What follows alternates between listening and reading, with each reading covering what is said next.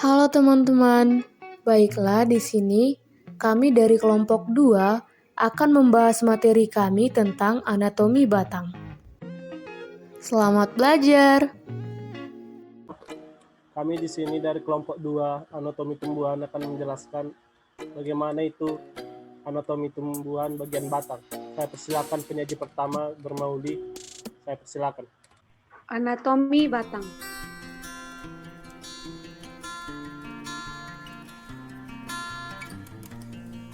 Batang merupakan organ tumbuhan yang berfungsi untuk menegakkan tumbuhan serta menghubungkan bagian akar dan daun.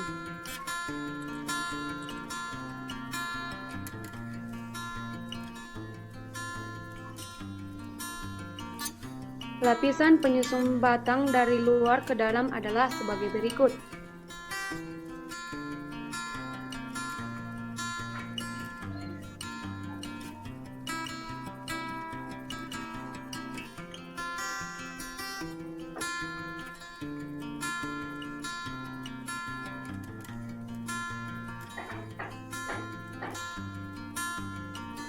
Yang pertama ada epidermis, yang kedua ada korteks, yang ketiga ada stele.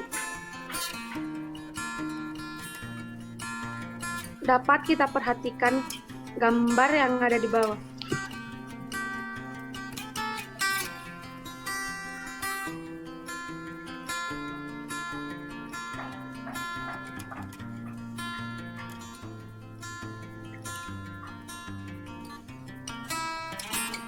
Anatomi batang dikotil.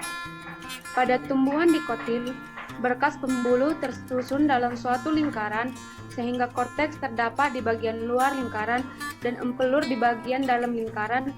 Pada tumbuhan dikotil ini, xilem tersusun di bagian dalam lingkaran.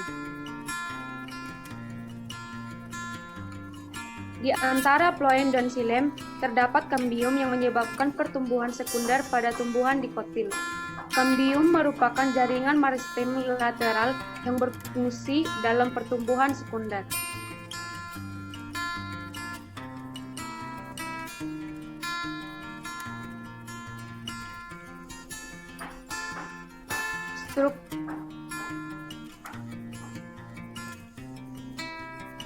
Struktur batang dikotil.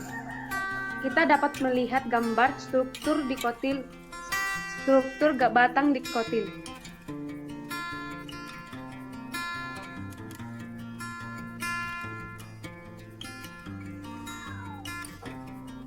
Kita juga dapat melihat bagaimana gambar penampang melintang batang dikotil.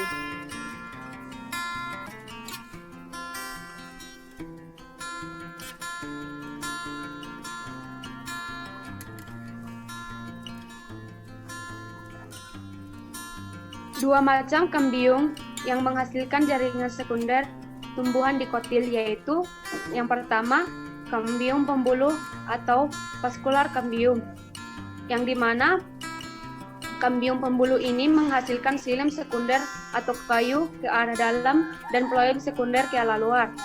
Yang kedua, kambium gabus atau core kambium, yang dimana menghasilkan suatu penutup peras dan tebal yang menggantikan epidermis pada batang dan akar.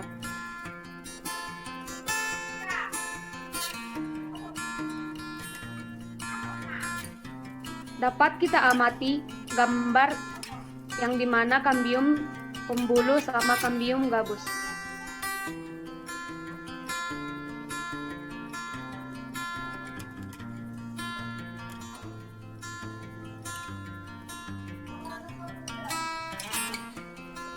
Pada batang dikotil terdapat lapisan dari luar ke dalam.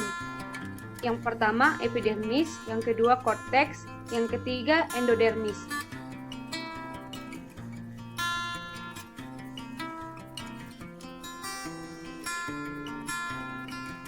Yang keempat stel atau silinder pusat. Anatomi batang monokotil. Pada batang monokotil, epidermis terdiri dari satu lapisan sel. Batang antara korteks dan sel umumnya tidak jelas. Pada stel monokotil terdapat ikatan pembuluh yang menyebar dan bertipe kolateral.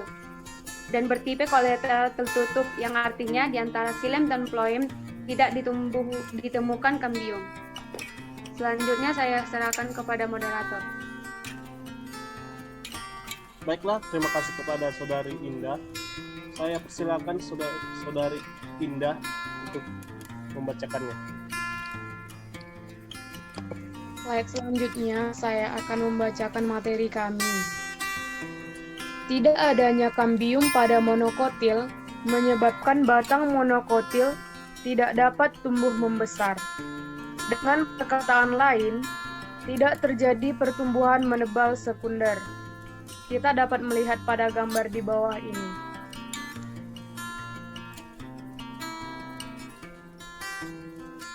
Next. Meskipun demikian, ada monokotil yang dapat mengadakan pertumbuhan menebal sekunder, misalnya pada pohon hanjuang ataupun Cordyline sp. dan pohon nenas seberang ataupun Agave sp.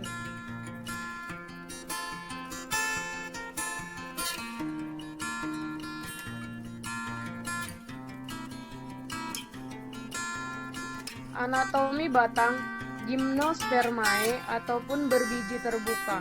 Yang pertama, batang Gymnospermae atau tumbuhan berbiji terbuka memiliki anatomi dan perkembangan jaringan primer dan sekunder yang sama seperti batang dikotil.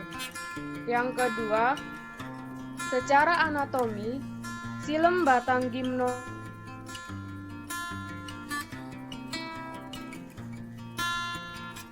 tidak dijumpai jari-jari xilem, trakea dan serabut kayu.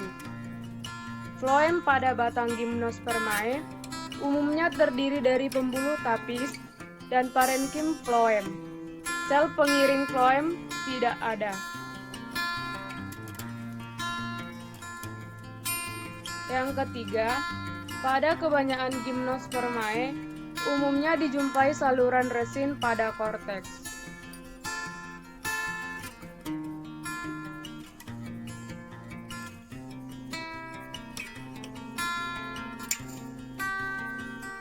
Batang Gymnospermae diwakili oleh Pinus sp. Berikut gambar dari Pinus sp.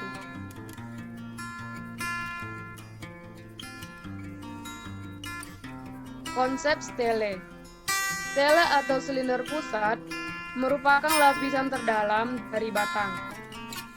Lapisan terluar dari stele disebut periskel ataupun perikambium. Ikatan pembuluh pada stele tipe kolateral, yang artinya xilem dan phloem letak saling bersisian. Xilem di sebelah dalam dan phloem sebelah luar.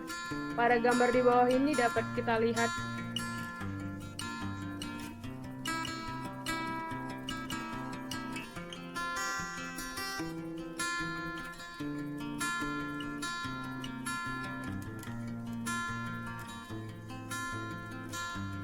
antara xilem dan phloem terdapat kambium intrafasikular.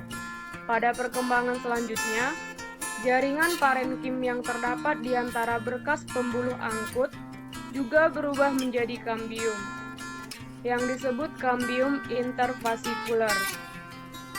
Keduanya dapat mengadakan pertumbuhan sekunder yang mengakibatkan pertambahan besarnya diameter batang.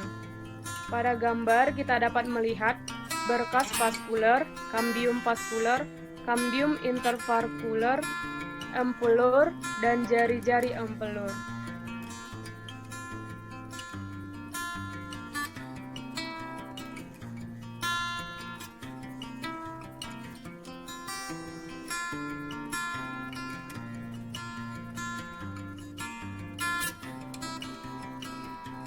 Pada tumbuhan dikotil, berkayu keras dan hidupnya menahun. Pertumbuhan menebal sekunder tidak berlangsung terus-menerus, tetapi hanya pada saat air dan zat hara tersedia cukup. Sedang pada musim kering, tidak terjadi pertumbuhan sehingga pertumbuhan menebalnya pada batang tampak berlapis-lapis. Setiap lapis Menunjukkan aktivitas pertumbuhan selama 1 tahun.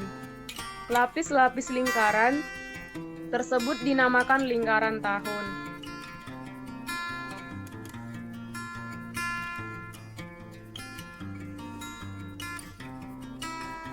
Slide selanjutnya saya serahkan kepada moderator.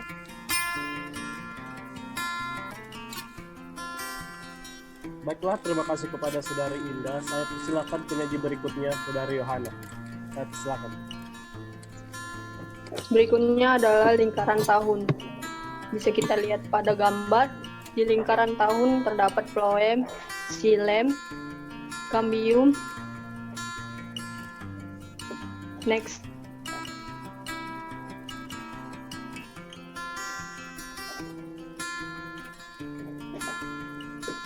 Selanjutnya ada pembuluh batang. Yang pertama, berkas pembuluh berada di jaringan pengangkut. Kedua, jaringan pengangkut merupakan jaringan yang berguna untuk transportasi hasil fotosintesis dari daun ke seluruh bagian tumbuhan, serta mengangkut air dan garam mineral dari akar ke daun. Next.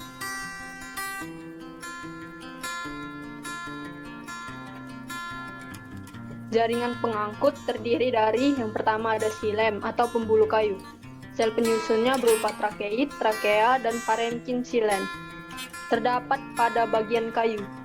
Fungsinya mengangkut air dan unsur hara dari akar ke daun. Dua ada floem atau pembuluh tapis. Terdiri dari sel hidup, berdinding selulosa, dan dindingnya melintang. Terdapat pada bagian kulit. Pada samping floem terdapat sel pengiring. Fungsinya mengangkut hasil fotosintesis dari daun ke seluruh bagian tubuh tumbuhan. Next.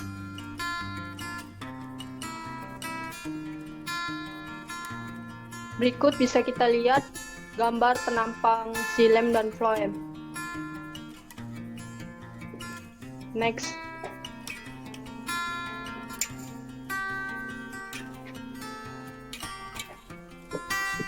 Xilem dan floem bersatu membentuk suatu ikatan pembuluh angkut. Di antaranya, yang pertama ada ikatan pembuluh kolateral. Ikatan pembuluh kolateral adalah ikatan pembuluh yang tersusun dari xilem dan floem, yang letaknya bersebelahan di dalam satu jari-jari. Jaringan pengangkut terdiri atas xilem atau pembuluh kayu dan floem atau pembuluh tapis. Selanjutnya,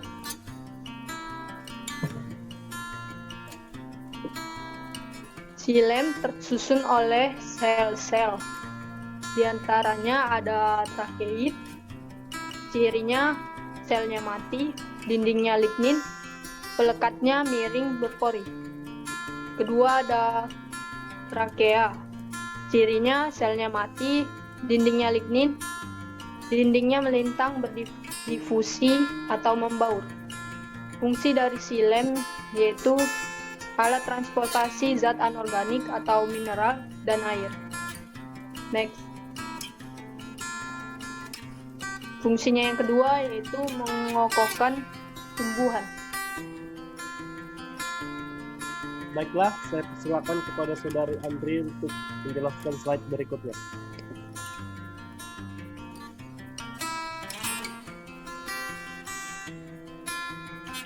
Baiklah, pembuluh floem atau tapis, di mana selnya hidup tak berhenti, yang meliputi berdinding selulosa, setatnya berpori, di mana fungsi dari floem adalah sebagai alat transportasi zat anorganik atau hasil asimilasi persatuan antara xilem dan floem atau berbentuk ikatan pembuluh.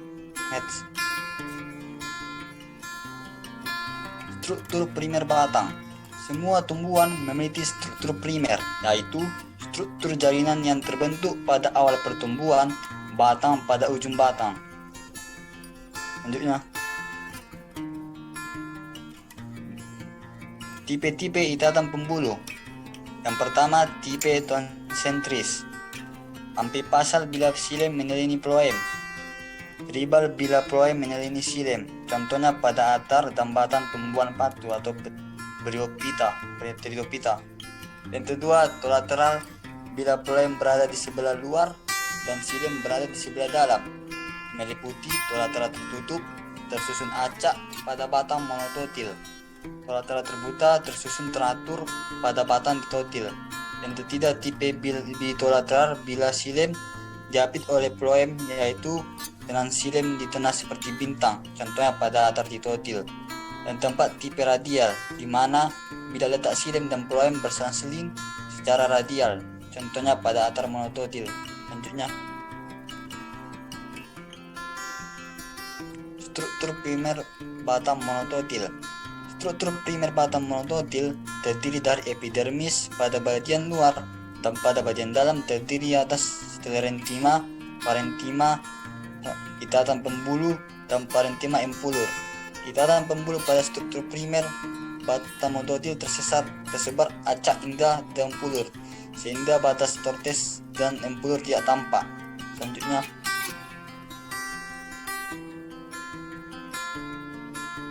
berikut adalah gambar dari struktur batang monototil, yang dimana terdapat penampang melintang batang monototil terdiri dari xilem, phloem, dan epidermis. Selanjutnya, struktur primer batang ditotil. Struktur primer batang ditotil dibangun oleh jaringan-jaringan primer sebagai berikut. Yang pertama, epidermis, terbentuk dari sel-sel pipi yang berfungsi melindungi jaringan di dalamnya, umumnya satu lapis. Dinding sel epidermis tebal dan dilapisi oleh zat kitin atau cuticula, terdapat pada gambar. Selanjutnya,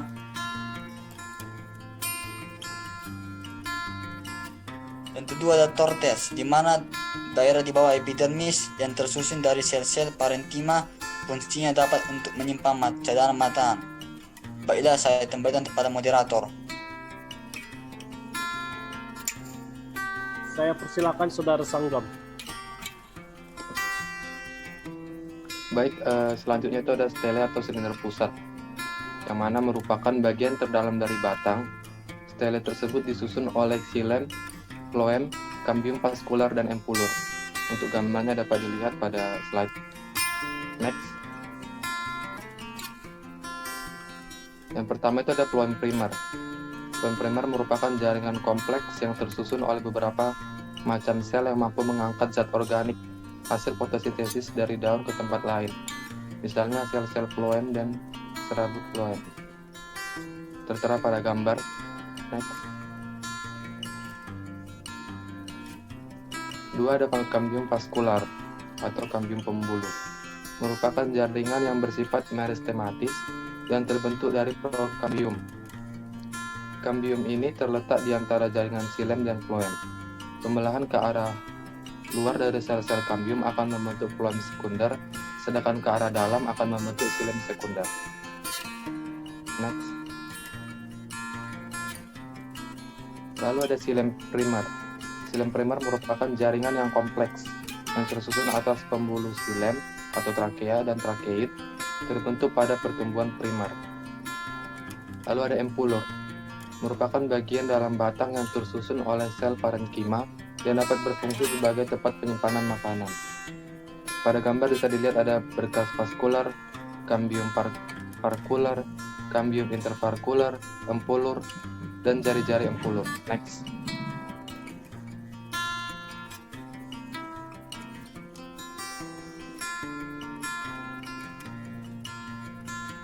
Selanjutnya bisa kita lihat pada gambar struktur batang dikotil.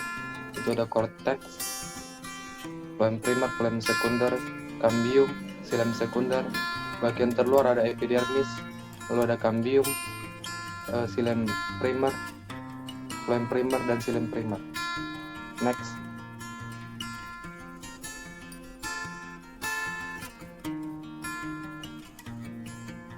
Selanjutnya ada struktur sekunder batang. Hanya tumbuhan dikotil yang memiliki cambium, sehingga hanya dikotil yang mengalami pertumbuhan sekunder.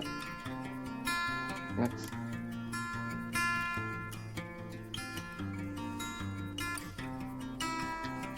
Selanjutnya ada macam-macam jaringan sekunder pada tumbuhan dikotil. Pertama ada floem sekunder.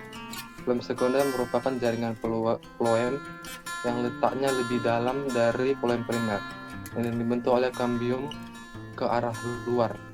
Akibat terus terbentuknya jaringan floem sekunder, kulit batang tanaman dikotil membesar atau mengalami pertumbuhan sekunder.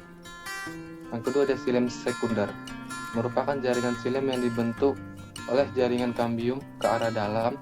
Letak xilem sekunder lebih ke arah luar daripada letak xilem primer. Yang ketiga ada gabus dan kambium gabus. Gabus atau phloem merupakan jaringan yang dibentuk oleh kambium atau pelogen ke arah luar. Sebaliknya, ke arah dalam pelogen akan membentuk veloderma atau parenkima gabus. Next.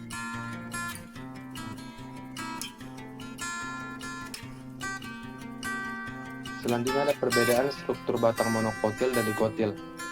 Pada monokotil, batang tidak bercabang-cabang, sedangkan pada dikotil, batang bercabang-cabang. Pada monokotil, hipodermisnya berupa sklerenkim. Pada dikotil, hipodermisnya berupa koelenkim. Selanjutnya pada monokotil, pembuluh angkutnya tersebar. Pembuluh angkut dikotil teratur dan tersusun dalam lingkaran atau berseling radial. Pada monokotil tidak mempunyai jari-jari empulur. Pada dikotil, jari-jari empulur berupa deretan parenkima di antara berkas pengangkut. Pada monokotil tidak mempunyai kambium vaskular sehingga tidak dapat tumbuh membesar. Pada dikotil mempunyai kambium vaskular sehingga dapat tumbuh membesar. Pada monokotil, empulur tidak dapat dibedakan dengan daerah korteks, sedangkan dikotil dapat dibedakan daerah korteksnya dan juga empulurnya. Pada monokotil tidak ada kambium di antara xilem dan floem. Pada dikotil ada kambium di antara xilem dan floem. Next. Baiklah, terima kasih kepada partisipan kalian. Berikutlah hasil dari pemaparan kami. Terima kasih dan selamat pagi. Kali ini materi kita sampai di sini saja ya teman-teman. Sampai jumpa.